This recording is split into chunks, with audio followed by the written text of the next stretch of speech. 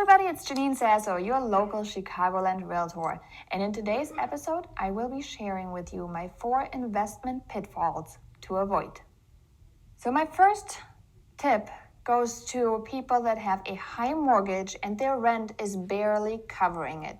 One of the best advice we can give you is to keep about 10% of your annual rent in a separate account.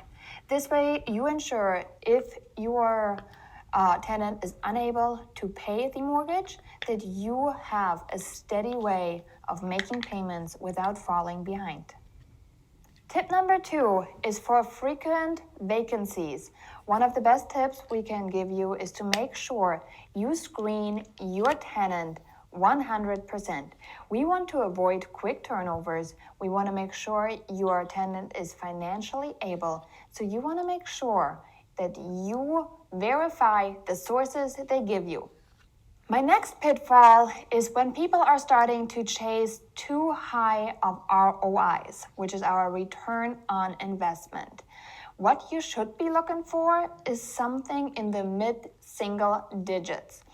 I have had clients who were wanting double digits returns every single time, but the investment strategy that is most commonly successful is a slow and steady approach over the long term.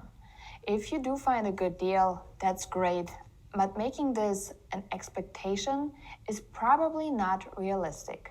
So make sure you have a game plan that is feasible for you and your investment.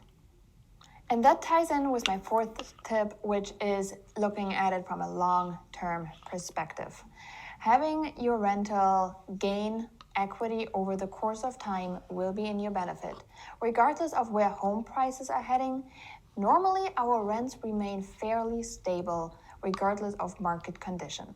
So I hope you really enjoyed those 4 tips on the investment side. If you have any other questions, you can always email me and I'd be happy to cover that in next week's episode.